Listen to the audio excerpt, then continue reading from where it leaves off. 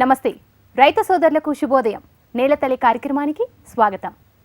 వానాకాలం సాగుకు తొలకరి పలకరింపుతో కాస్త ముందుగానే సాగుబాట పట్టారు రైతులు. అందున తెలంగాణ నూతన వ్యవసాయ పద్ధతి అమల్లోకి వచ్చి వరిలో దొడ్డు రకాలతో పాటు సన్న రకాలను సాగు చేయాలని ప్రభుత్వం ఆదేశమిచ్చిన విషయం తెలిసిందే. ఈ క్రమంలో వరిలో మేలైన రకాలు, వాటి యాజమాన్య పద్ధతులతో పాటు సేంద్రియ వరి సాగు వివరాలను ఇప్పుడు తెలుసుకుందాం. ప్రస్తుతం వరి సాగు లోపల నీటి లభ్యత బాగా ఉండడం వల్ల రోహిణి కార్తె లోపల దీర్ఘకాలిక రకాలన్నీ కూడా నారు పోసుకొని ప్రస్తుతం నాటు వేసుకోవడానికి కూడా సిద్ధంగా ఉన్నారు. కొన్ని ప్రాంతాల లోపల కూడా నాట్లు వేసుకోవడం జరుగుతూ ఉంది.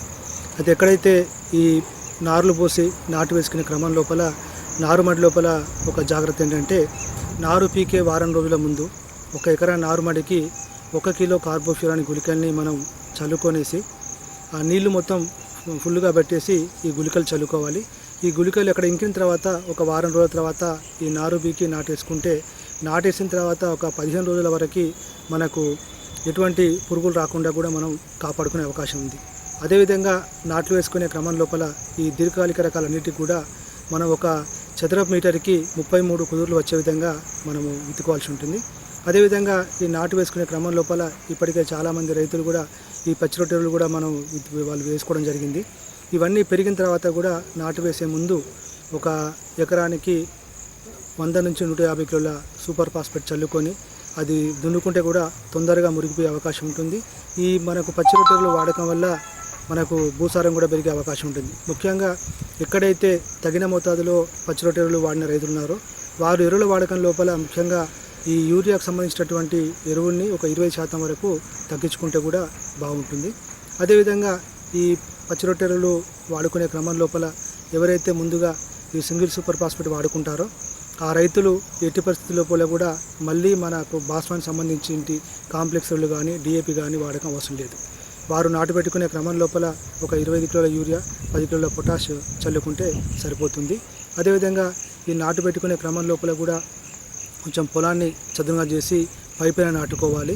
ఒకవేళ నారు ఎక్కడైనా ముదిరిపోయినట్టు ఉంటే కనుక, బాగా పెరిగిపోయి ఉంటే కూడా కొసలు తుంచి నాటు వేసుకుంటే ఇంకా బాగుంటుంది. ఎందుకంటే ముఖ్యంగా ముగి పురుగు అనేది నారు చివరి లోపల గుడ్లు పెడుతుంది కాబట్టి కొసలు తుంచి కూడా మనకు వేసుకుంటే బాగుంటుంది. వరి సాగులో తెలంగాణ గత సీజన్లో రికార్డు స్థాయిలో దిగుబడులను చూసింది.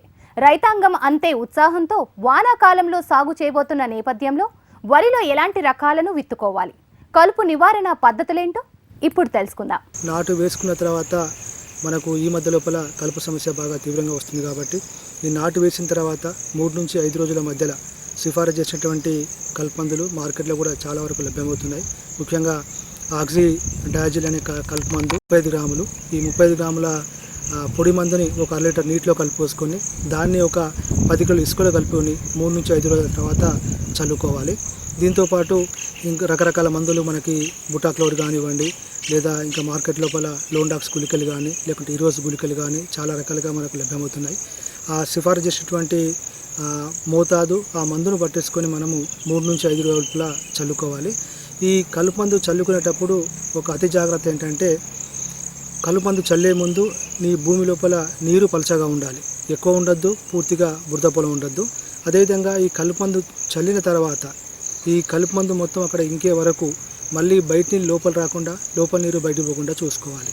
సో ఈ విధంగా నీరు పలచగా ఉన్నప్పుడు కలుపు మందు చల్లడం వల్ల ఈ భూమిపైన ఒక చిన్న పొరలాగా ఏర్పడేసి మొలవని కలుపును చంపే అవకాశం ఉంటుంది. కాబట్టి రైతు సోదరులు ఈ కలుపు మందు చల్లుకున్నప్పుడు జాగ్రత్త తీసుకుంటే బాగుంటుంది. వరి సాగు లోపల మనకు ముఖ్యంగా ఈ టైం లోపల స్వల్పకాలిక రకాలన్నీ కూడా మనం విత్తుకునే అవకాశం ఉంది.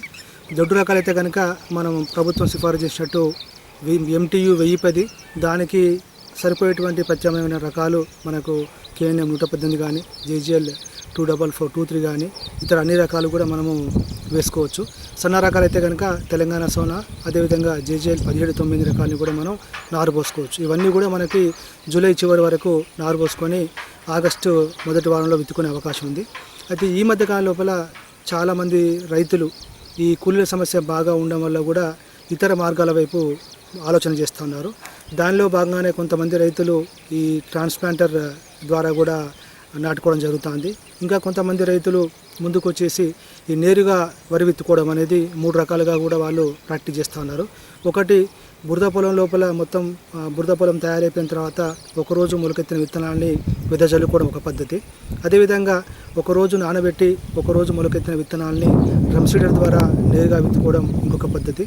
కొన్ని ప్రాంతాల లోపల ఈ బురద పొలం లేకుండా పొడి దుక్కులు చేసేసుకొని పొడి దుక్కుల లోపల కూడా ఈ ట్రాక్టర్ సాయంతో కానీ నాగల సాయంతో కానీ పొడి విత్తనాన్ని చల్లుకొని తర్వాత వర్షాలు పడ్డ తర్వాత దాన్ని మళ్ళీ ఈ మామూలు బురద పొలంగా కూడా కన్వర్ట్ చేసుకొని రైతులు సాగు చేస్తూ ఉన్నారు. ఇవన్నీ కూడా మనకి వరి సాగు లోపల కొంత కూలీల ఖర్చు తగ్గించేసుకొని వాటి ప్రత్యామ్నాయ మార్గాలు చెప్పుకోవచ్చు. కాబట్టి అన్ని ప్రాంతాల లోపల ఈ అన్ని పద్ధతులు అనుకూలంగా ఉండవు. రైతుల యొక్క వీలుని బట్టి, వారి యొక్క భూమిని బట్టి, వారికి ఉన్నటువంటి వసతిని బట్టి ఏ మార్గం అయితే అనుకూలంగా ఉంటుందో ఆ రకాన్ని వాళ్ళు ఎంచుకోవచ్చు. సో ముఖ్యంగా ఈ అన్ని 3 పద్ధతులు కూడా దిగుబడి పెంచే పరిజ్ఞానం కాదు. అంటే రైతుకి సాగు ఖర్చు తగ్గించి కూలీల కొరతను అధిగమించి సకాలం లోపల వరి విత్తుకోవడానికి అవకాశం ఉంటుంది. కాబట్టి రైతు సోదరులు ఈ 3 పద్ధతుల లోపల ఏదైనా ఆచరించుకోవచ్చు. అయితే మూడిటి లోపల కూడా ఒక ప్రధాన సమస్య మనకి కలుపు సమస్య. ఈ కలుపును కనుక సకాలంలో నిర్మూలించకపోతే, సరైన రసాయనాలు వాడకపోతే రైతుల యొక్క ఖర్చు కూడా బాగా పెరిగే అవకాశం ఉంటుంది. కాబట్టి తప్పనిసరిగా రైతు సోదరులు ఈ పద్ధతి ఆచరించేటప్పుడు ఈ పద్ధతి లోపల ఎటువంటి కలుపుమందులు వాడుకోవాలి, ఆ కలుపుమందులు మనకు మార్కెట్లో అందుబాటులో ఉన్నాయా లేవా అని ఆలోచన చేసుకొని ఆ కలుపు మందులు అందుబాటులో ఉన్న తర్వాత మాత్రమే ఆచరించుకుంటే బాగుంటుంది. ముఖ్యంగా ఈ బురద పొలం లోపల కానీ వెద చల్లుకోవడం కానీ లేకుంటే డ్రమ్ సైడ్ ద్వారా విత్తుకునే పద్ధతి లోపల మనము ఒకరోజు నానబెట్టి ఒకరోజు మండగట్టిన విత్తనాన్ని విత్తుకోవాలి.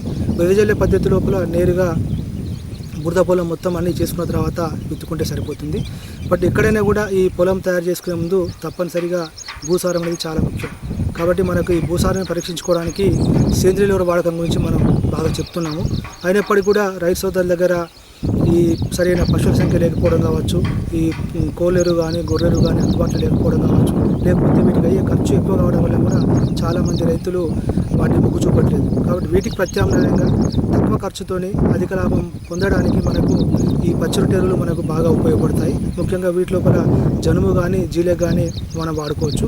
ఈ జనుము జీలిగా 2 కూడా మనకి వ్యవసాయ శాఖ ద్వారా సబ్సిడీ రూపంలో ఇస్తున్నారు. ఈ మధ్య కాలం లోపల చాలా ప్రాంతాల లోపల భూసార పరీక్షలు చేసినప్పుడు ఆ భూముల లోపల మోతాదుకు మించి కూడా భాస్వరం మనకు కనబడతా ఉంది. ఈ భాస్వరం మొత్తం కూడా మొక్కకు అందుబాటులో లేకుండా పోయింది.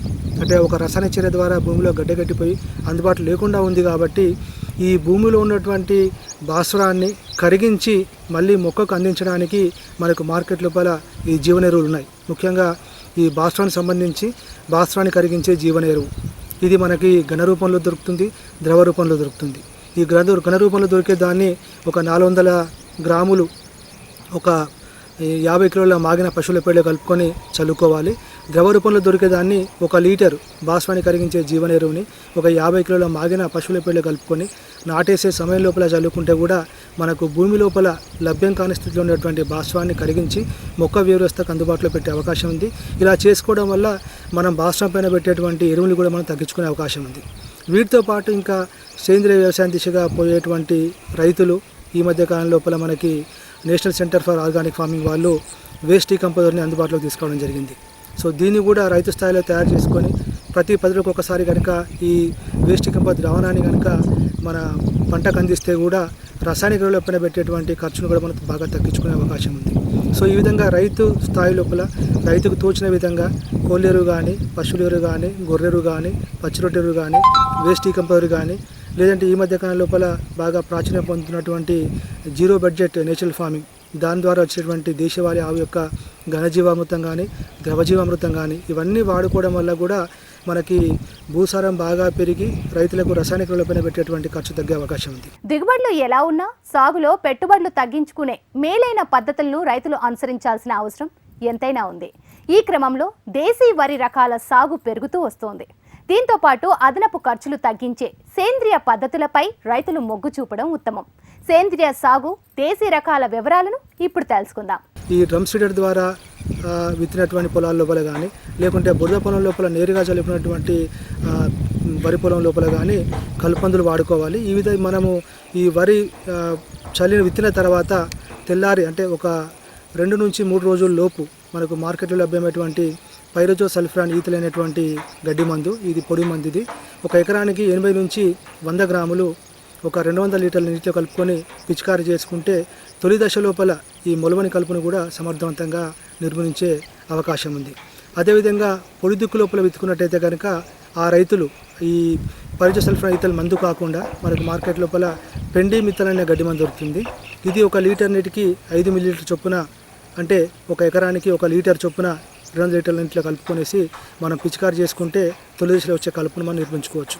అదేవిధంగా కొంతమంది రైతు సోదరులకు తొలి దశ లోపల కలుపు మందు చల్లుకునే అవకాశం ఉండదు, లేకుంటే మనం చల్లగానే భారీ వర్షాలు పడడం వల్ల కూడా కలుపు మందు చల్లుకునే అవకాశం లేనప్పుడు మళ్ళీ మనము నాటిన తర్వాత లేకుంటే పొడి దిక్కు లోపల వరి మొలిసిన తర్వాత కూడా 15-20 రోజుల మధ్యలో కలుపు మొక్క యొక్క వయసును బట్టి మనం కలుపు మందులు పిచికారీ చేసుకోవాల్సి ఉంటుంది.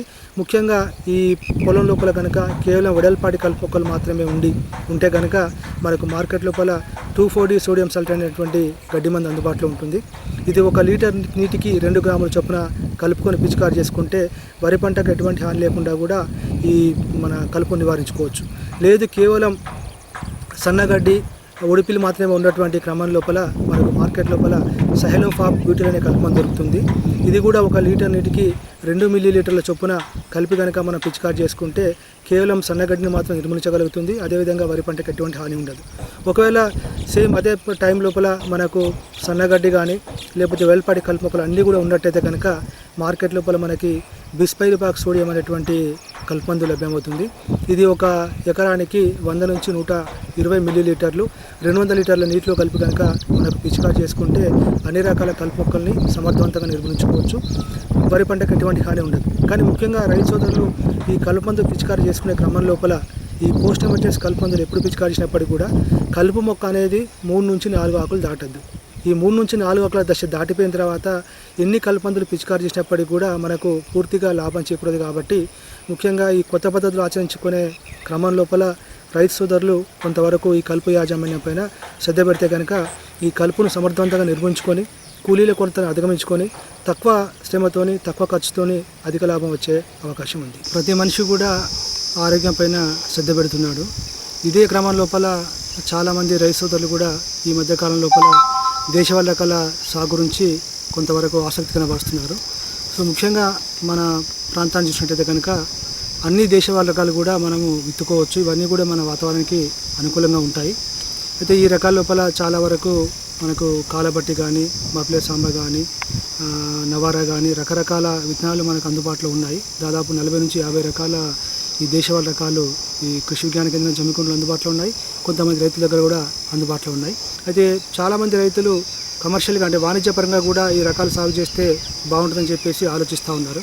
అయితే ఈ రకాలు మన ప్రాంతానికి అనుకూలమైనప్పటికీ కూడా దయచేసి రైతు సోదరులు గుర్తుపెట్టుకోవాల్సింది, తొలి దశ లోపల వారి అవసరానికి ఎంతైతే అవసరమో అంతే విత్తుకొని సాగు చేసుకుంటే బాగుంటుంది. ఈ కమర్షియల్గా మనకు సాగు చేసుకునే క్రమం లోపల తప్పనిసరిగా మార్పుని దృష్టిలో పెట్టుకోవాలి. పెద్ద మొత్తం లోపల విత్తుకొని పంట పట్టించిన తర్వాత మార్కెటింగ్ లేకపోతే కష్టంగా ఉంటుంది. కాబట్టి రైతు సోదరులు ఈ రకాలకి ఎక్కడ మార్కెటింగ్ ఉంది, ఎవరు మార్కెటింగ్ చేయగలుగుతున్నారు, అది దృష్టిలో పెట్టేసుకొని సాగు చేసుకుంటే లాభకరంగా ఉంటుంది. ముఖ్యంగా ఈ రకాల యొక్క ఊళ్ళు కూడా కొన్ని రకాలు 130 రోజులు, కొన్ని 150 రోజులు, కొన్ని 160 రోజులు కూడా పంటకాలం మనకు ఉండడం జరిగింది. అన్ని రకాలు కూడా మన ప్రాంతానికి అనుకూలంగా ఉన్నాయి. ముఖ్యంగా వీటి లోపల కొంత పురుగులు తెగులు కూడా తట్టుకునే శక్తి ఉంది కాబట్టి వాటి తీవ్రత బాగా తక్కువ ఉంటుంది. అయితే ఈ రకాలు సాగు చేసుకునే క్రమం లోపల రైతు సోదరులు ఎవరైనా కూడా సాధ్యమైనంత వరకు సేంద్రీయ వ్యవసాయం వైపు మొగ్గు చూపితే తప్పనిసరిగా వీటి లోపల నాణ్యత బాగా పెరిగి ఆ తినేటువంటి మనుషులకు కూడా మంచి ఆహారం అందే అవకాశం ఉంటుంది. కాబట్టి ఈ దేశవాళీ రకాలు సాగు చేసుకునే రైతులు వారి యొక్క ఆరోగ్య అవసరాల దృష్ట్యా ఏ రకాలు బాగుంటాయి, అదేవిధంగా మార్కెటింగ్ చేసుకునేటువంటి సందర్భం లోపల ఏ రకాలకు మార్కెటింగ్ బాగుందనే దృష్టిలో ఉంచేసుకొని సాగు చేసుకుంటే రైతు సోదరులకు కూడా మంచి లాభం వచ్చే అవకాశం ఉంది. కాకపోతే కొంతమంది రైతులు మార్కెట్లో బాగా ఎక్స్ప్లాయిట్ చేసుకొని కొన్ని రకాలను బాగా ఎక్కువ ధర కూడా అమ్ముకోవడం జరుగుతూ ఉంటుంది. కాబట్టి ముఖ్యంగా మార్కెటింగ్ దృష్టిలో పెట్టేసుకొని సాగు చేసుకుంటే రైతులకు తక్కువ ఖర్చుతోని తక్కువ పెట్టుబడితోని కూడా ఎక్కువ డబ్బులు వచ్చే అవకాశం ఉంది. కాబట్టి తప్పనిసరిగా రైతు సోదరులు కొంత విస్తీర్ణం లోపల ఈ దేశవాళీ రకాల వైపు సాగు మొక్కు చూపితే కూడా మనిషి ఆరోగ్యం దృష్ట్యా లాభకరంగా ఉంటుంది.